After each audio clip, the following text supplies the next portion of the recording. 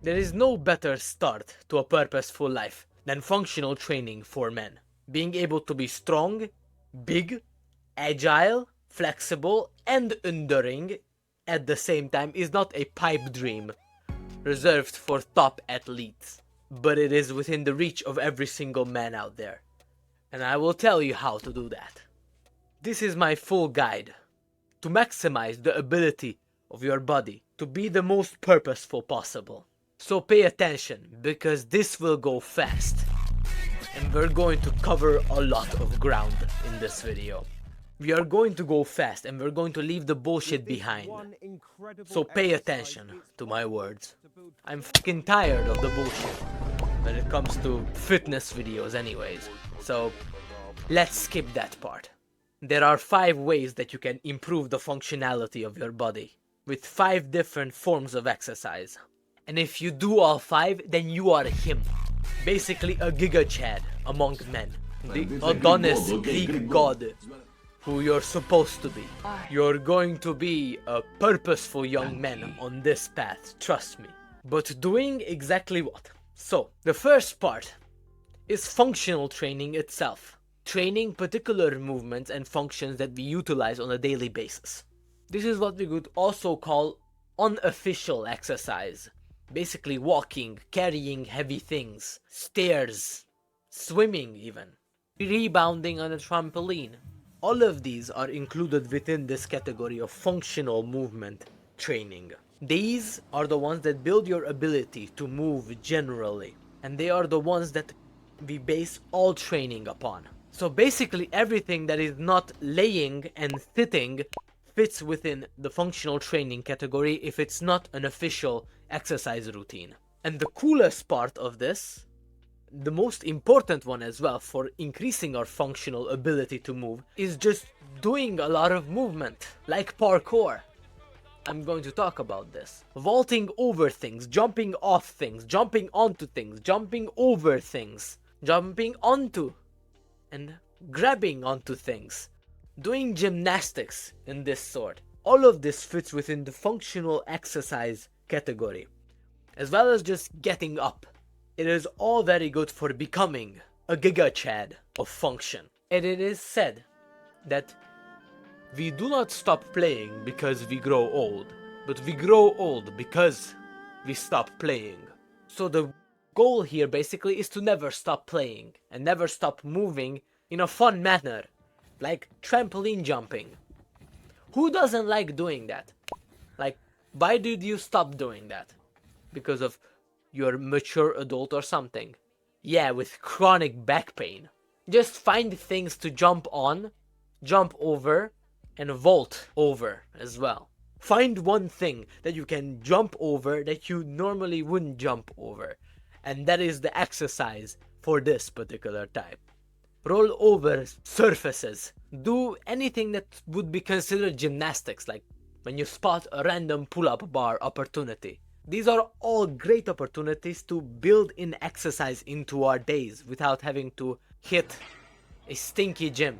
The purposeful young man looks around the world and sees parkour opportunities everywhere. Looking at opportunities to jump over things and climb onto things like trees and rocks.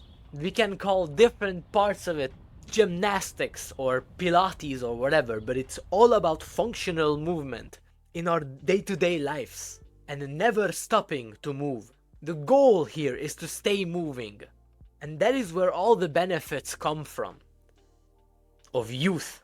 The goal here is basically that: healthier, purposeful, longer, smarter, less painful, better, and a lot more fun life that we can achieve by improving our functional movement, by getting into parkour, and by getting into pilates and gymnastics, looking around the world, not in an official manner necessarily. And we don't even need a gym membership because of this. So it is a perfect opportunity for anybody to start out.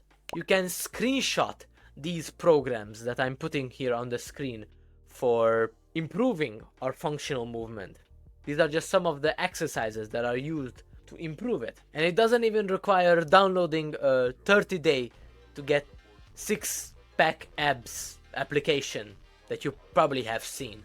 It just needs you to be grabbing yourself by the balls and climbing over things and jumping over things and jumping off things.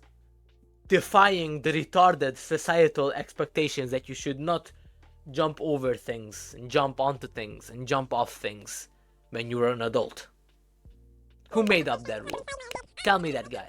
But you'll be the one laughing at them in the long term when they are confined to a bed and cannot move and you are jumping on trees when you are 60. Fucking legend. They are the weird ones, not you. Trust me on this one. In order to test our current functional movement abilities, the best way to test it that you could do right now is to get down on the ground in a horizontal position and try to get up with as little assistance as you can. This is a great way that we can test your fitness as well. With every single body part that you use to get up is -1 point. If you only use one of your legs, then it's 1. Every single help that you utilize in getting up is -1 point. This is what we improve by functional movement exercises, such as plyometrics and lifting heavy things and jumping over things and jumping off things, rolling, or using body weight for your exercise, or weight vests and kettlebells. All of these fit within that category of improving the functionality of our body itself. And these are just among the many other routine, neat activities that we can do, as in non-exercise thermogenesis. Basically, moving around, going upstairs, walking. All of these fit within that category. And this is where most of your calorie expenditure comes from, apart from your basal metabolic rate. So just moving more in the day is going to be the actionable step for this one. But we're going to talk about that more later. But now, with the second part of functionality, we're going to get specific with actual exercises, which is balance and proprioception. Improving your ability to stand on your 2 feet, basically. As it has been shown, it is a great predictor of your mortality. Yes, your ability to stand on 1 feet. Doing gymnastics and parkour is already a good way to improve our balance. But there are specific exercises that we can do in order to improve our balance. That means standing on uneven surfaces whilst doing our exercise movements, or standing on our feet for longer periods of time, or standing on our 1 feet for longer periods of time, improving our ability to do this specifically. And of course, the way to test this is by getting on 1 feet and then testing how much time you can stand there. A minute is a good time in order for you to be able to say that you have good balance. And it doesn't even have to be a boring exercise for improving your balance. You can just try on the side of walks, get on pieces of bricks and walk along those. You know what I mean. Or do parkour. If you can't tell, I'm a really big fan of parkour because of its many benefits, of course. Proprioception also means something similar. It means our ability to locate ourselves in position. It is about practicing precise movements of our body and improving the precise movement abilities of our body. That is what proprioception means in practice. Doing more spiritual practices for this is going to be beneficial, such as Qigong and Tai Chi. These two are based on that particular idea of proprioception. But so is yoga and karate and judo in this sense. Many of the martial arts are built on our ability to locate ourselves in our body, basically, and do proprioception training. I've done all 5 that I've mentioned here. Yoga is the easiest one to implement into your life, and Qigong is the most beneficial, as it has been for me at least. The sun salutation is a simple workout that we can all do when the sun comes up, or when it goes down, at any moment, truly. It is a circular exercise movement that we can try to reorientate our body and mind.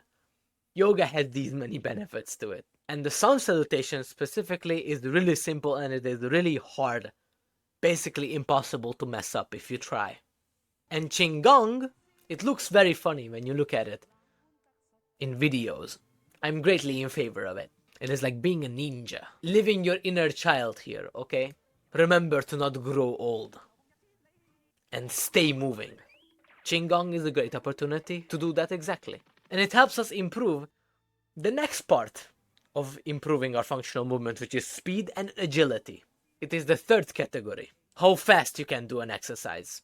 Any exercise is the category of speed and agility. But usually it is based on our sprint speed as well. We can measure it by our ability to run a 100-meter dash. And the time there is going to be your speed and agility score. Or you can try doing that on all fours.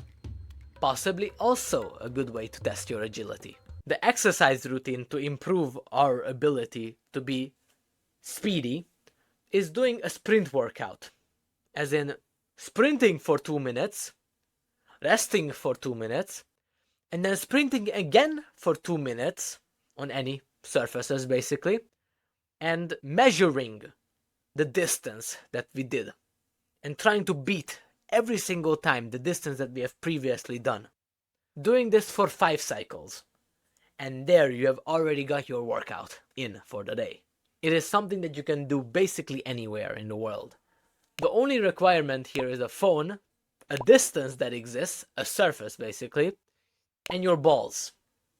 It requires balls to actually do this and not just listen to my words. That is the most important requirement for this. And if we are going into weight training with speed and agility, we're doing it with lighter weights in order to improve how fast we can do a particular exercise. But that goes into the power category, which is another one. This category is usually paired with aerobic exercise and aerobic adaptation, which is the fourth category of our implementation here. And anaerobic capacity, it is the fourth category. It means cardiovascular exercise, the bane of every single bodybuilder out there, and lactic acid tolerance for anaerobic capacity. There are 5 zones of cardio that we can measure by your ability to talk and your VO2 max, as in the ability of your lungs to exert oxygen and inhale oxygen. Basically how fast you're breathing and how intensely you are breathing. There are measurement devices to measure this exactly, along with heart rate and your heart rate variability. The test that physicians use for this to test out your aerobic capacity is usually on a bike, asking you to pump that and go really fast. Or our prison style way to measure this is to just go for a 10-kilometer run. The speed that you can do on this is your ability as well in this aerobic sense, as well as the speed and agility sense. If your time for a 10-kilometer run is 40 minutes, then you are decent. If it's 60 minutes or more, then you are below average. And if you're more than that, then you're good. But of course, this is the exact graph for this particular testing, because it also depends on your age. High intensity interval training and high intensity training is the best way to improve our exercise capacity when it comes to improving our aerobic and anaerobic capacity. High intensity interval training just basically means that you increase your heart rate to the above stage 3 cardio or zone 3 cardio that you do, and you do that for specific intervals. There are many high intensity interval training routines out there for this, but a Tabata training workout is going to be a good starting out point for improving our aerobic and anaerobic capacity. It means sprint workouts, not necessarily just with running, but any cardio could do for this. It is a shorter workout than what is usually seen, but it has its many benefits beyond a usual workout. High intensity interval training might be a lot more beneficial for health generally than moderate intensity exercise.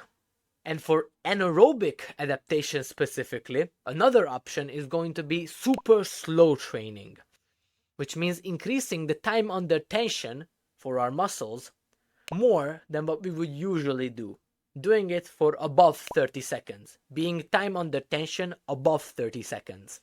That means having the weight being lengthened with our muscles as well as shortened, i.e. eccentric and concentric movements. Doing the training super slow, lengthening the muscles as well as shortening the muscles in a super slow manner. Increasing the time under tension of the muscles themselves. In a usual setting, it's around 2 to 5 seconds that there's a lengthening and shortening phase. For super slow training, it's 15 to 30 seconds. Of course, with this exercise, you're going to have a decreased amount of repetitions that you can do, but that is normal. I know I have felt a bruise to my ego when I started doing this, but don't worry about that. Just keep good form and you're going to be okay. Plus, it will also feel like it's burning, which means that you're doing it well. We are getting into building muscle with this phase, which is the 5th phase of functional training.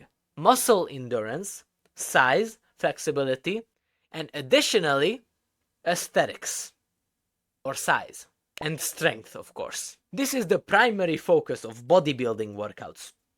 The ones that you probably know about already. About pumping iron and steroids.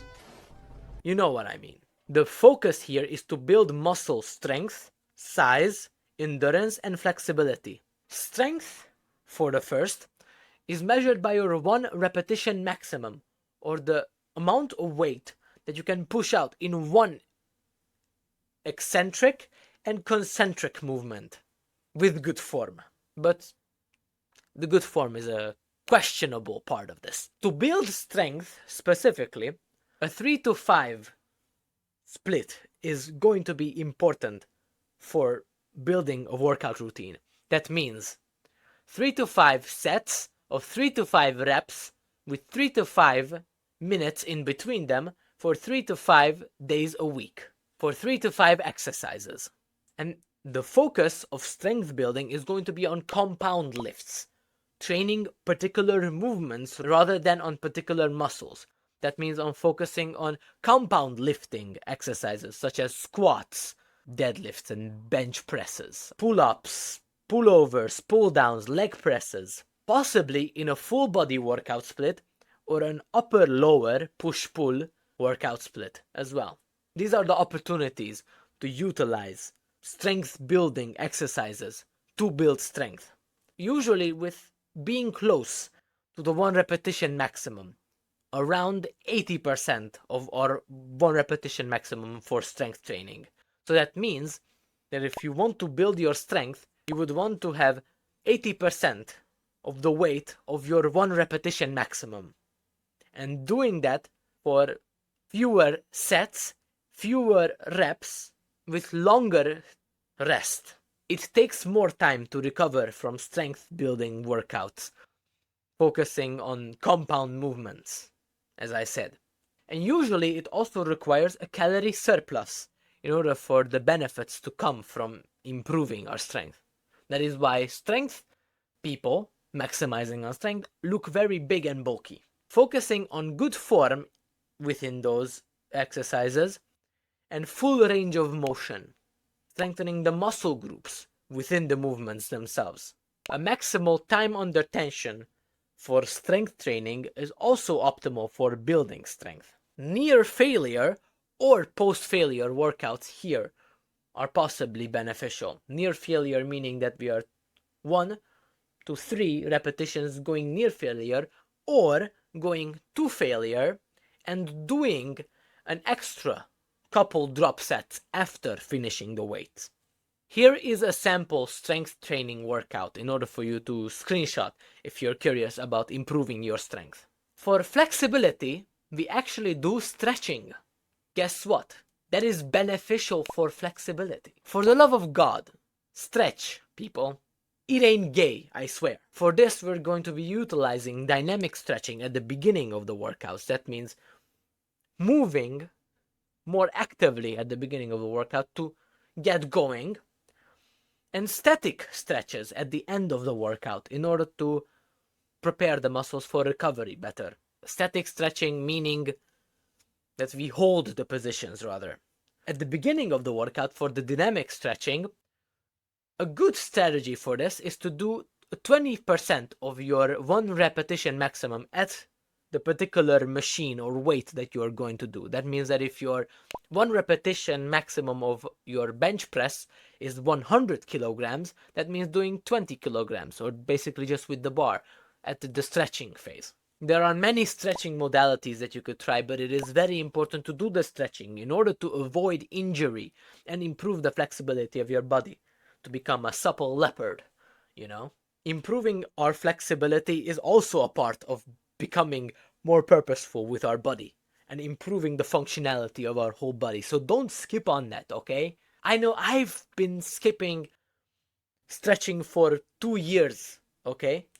And I've started doing it, and it feels better. I've burned myself enough with bad form, little stretching, and overexertion enough. So I'm telling you these things so that you can learn from my mistakes, the many that I have done. Check out good form, very important to do good form with your workouts. Do not do your ego lifting because your ego is killing you like it has been doing it with me. Here's a live example of me doing ego lifting. It does not benefit anybody, especially not you. Focus on full range of motion and specifically targeting the muscles themselves, not doing those weird jerking motions. Check out good form for all of the exercises out there. Check out YouTube videos on how to do it with good form, if you're getting into it specifically for the first time. Ask a trainer or ask another person, socialize in the gym. Ask another person on how to do it with good form, or check out the Strong application or the Fitbod application for workouts. There are many free resources online on how to do good form. And for the next part, it is going to be the most important for it. Your endurance training and your hypertrophy training benefit a lot from having good form as well. This is my confession. I've been exercising with bad form for so long. It's incredible. So don't make my mistake here. Don't be childish with ego lifting. And as I said, it is by far the most important for the aesthetics of working out as well. Hypertrophy training exercises also focus on compound lifts, but also has isolation exercises to build specific muscle groups for the aesthetics themselves in order to build that V-taper look. Specific exercises to build your aesthetic physique include training your necks, specifically the traps, and your shoulders as well in this category. Basically everything around this area. That means doing shoulder presses and shrugs, as well as training your necks with neck workouts as well. 3 sets of 8 to 12 repetitions is usually where it is, but as you can see with the many graphs out there, it's really a debated topic on where hypertrophy lanes, but it's generally higher than strength training, above 5 repetitions, and lower than endurance training, which means in between 5 to 15, as I have generally seen it, with less rest than with strength exercises. When strength exercises have 3 to 15 minutes, it's more like 1 to 3 minutes in between the set. And focusing also, after doing compound lifts as well, on isolation exercises such as bicep curls, tricep extensions, leg extensions, calf raises. And for the aesthetics themselves, it is important to train your traps, these muscles, and your lats, as I said, to give you that V-taper look. And your abs as well. Building your shoulders, for example, with lateral raises and shoulder presses, and your traps with shrugs, and your lats also with pull downs, with lateral pull downs. Looks maxing is your guide here, if you're curious about getting deeper into that. And your test for this is to just look in the mirror. Smash or pass.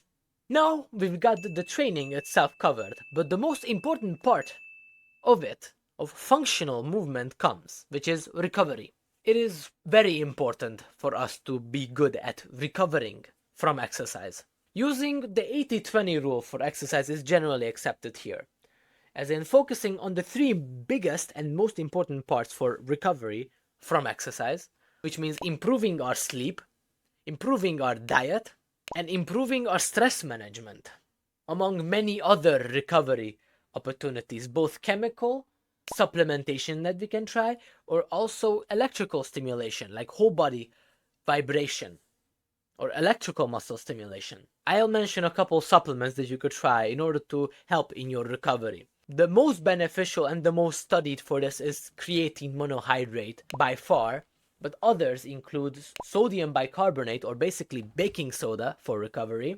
CoQ10, ashwagandha, Epsom salts, mineral salts, and also protein powder for increasing your protein intake. For your cutting phase may mean whey protein isolate, and for your bulking phase may mean whey protein concentrate. Doing cold showers and foam rolling are by far the simplest ways to utilize recovery behaviors for your benefit. But you could also get a massage here if you so desire, or acupuncture for recovery from exercise, if you are that type of person. I won't bore you with the large list of possible drugs that athletes on higher levels be taking for maximizing their recovery, and interesting devices and therapies in order to recover from exercise, such as cryo chambers and photobiomodulation. I just tell you that they exist if you so desire to do it. For meal timing, when it comes to exercise optimization and improving the functional movement of our body, before workout meals could be carbohydrate meals or high-fat meals. Both have been shown to improve the exercise quality as well. It just matters that you have protein within those meals. A post-workout meal should also include protein. Basically, all your meals should include protein. You should eat a lot of protein for exercise. And if you so desire, eat your carbs after exercise to replenish your glycogen reserves. But it isn't necessary. Just the best time to eat your carbs is after your workouts. Now, this was all on the micro scale on what to do when it comes to exercise itself. But now we're zooming out on a larger scale, on working out splits that we could do. I would recommend leaving 36 hours in between working different muscle groups for optimized recovery. Eating should also be optimized around the exercise routines themselves. The muscle protein synthesis window that has been touted for many years, and the reason why still many bodybuilders are autistically focusing on eating 5 meals a day, it has been debunked. It doesn't really exist. What matters is that you get enough protein during the day. It matters that if you are fasted, you need to eat immediately after your exercise. But if you are not fasted, you don't have to hurry with getting your protein intake. There are many splits out there to try for exercising. The full body circuit training, or push-pull leg splits, or upper-lower splits, it doesn't really matter. Usually, the push-pull leg split is the best starting out point. Prioritize having rest days every 2 to 3 days in the beginning, which you can slowly decrease if you desire.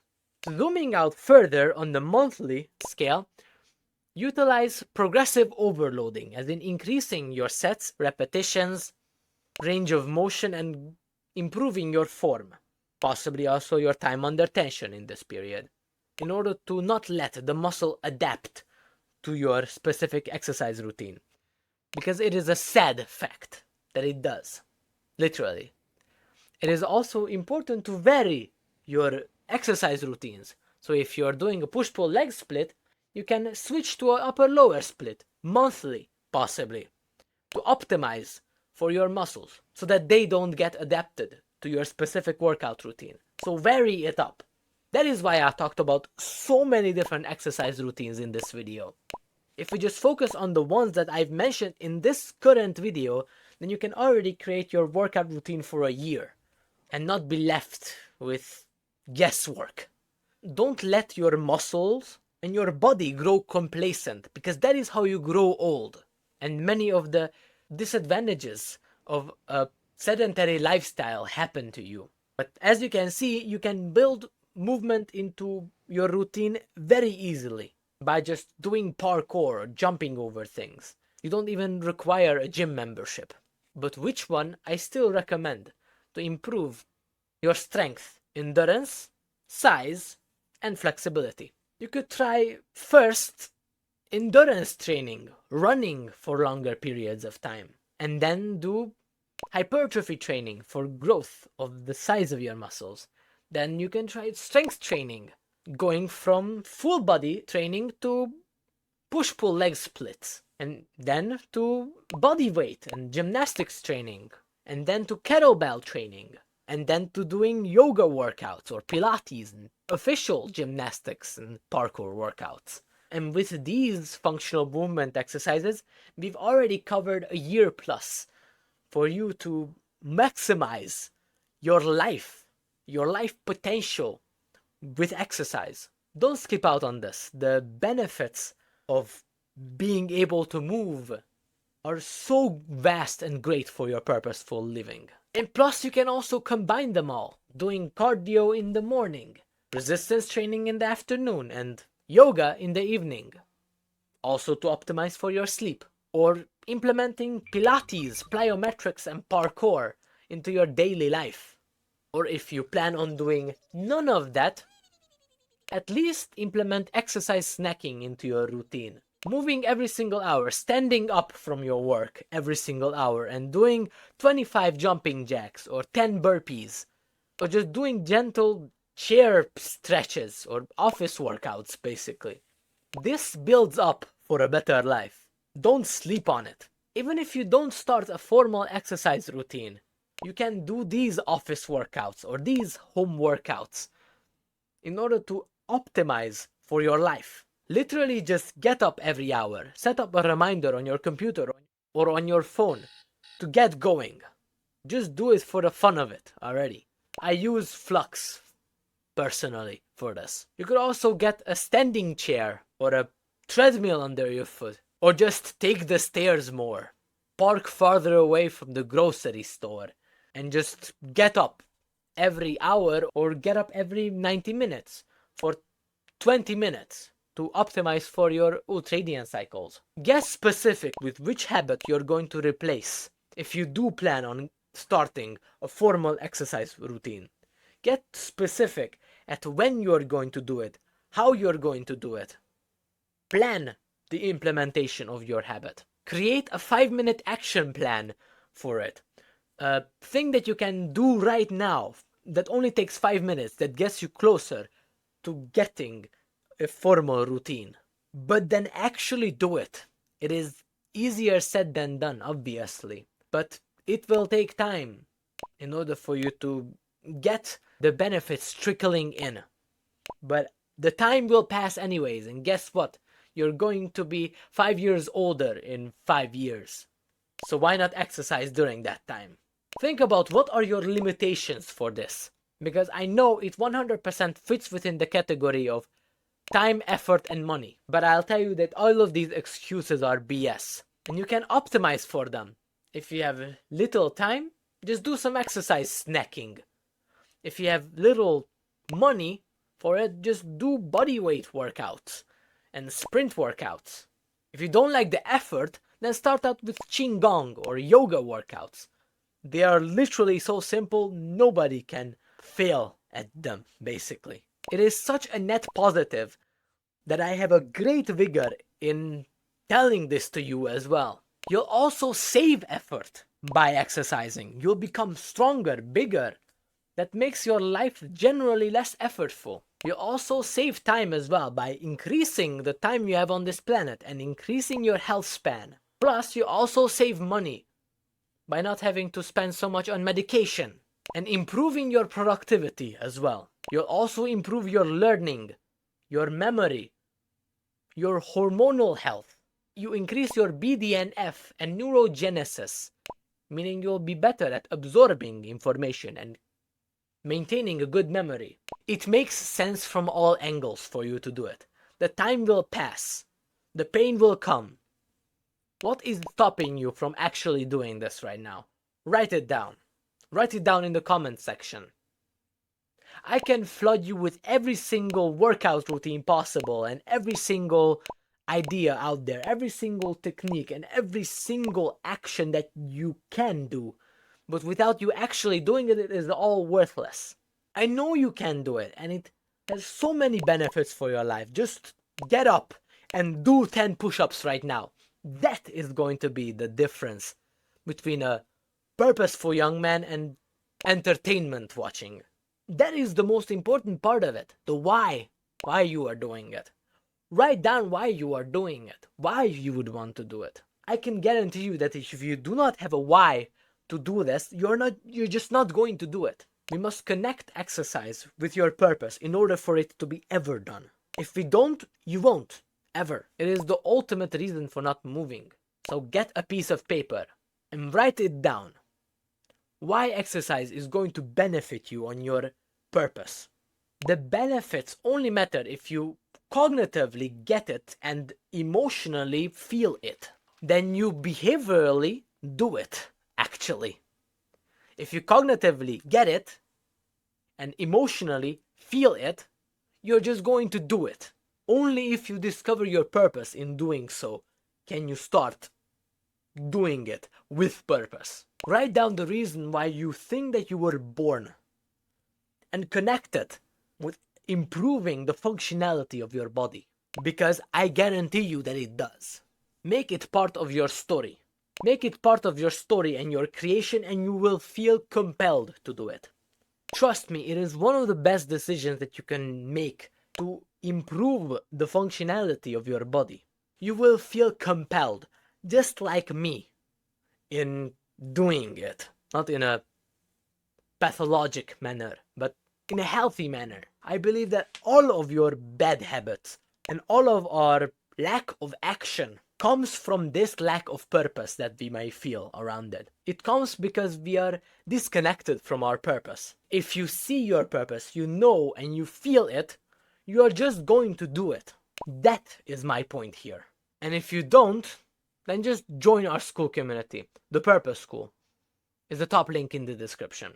Write it in the comment section, your exact implementation strategy for when you are going to exercise. Write down your 5-minute action plan of what you are going to do.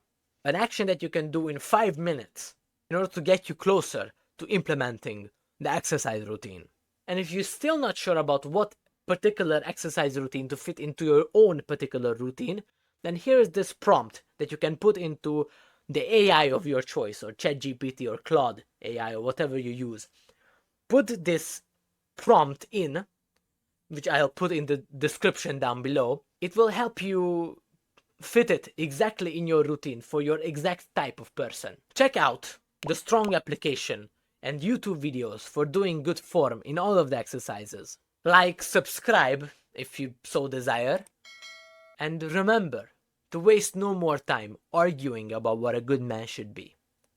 And just be one. Love you.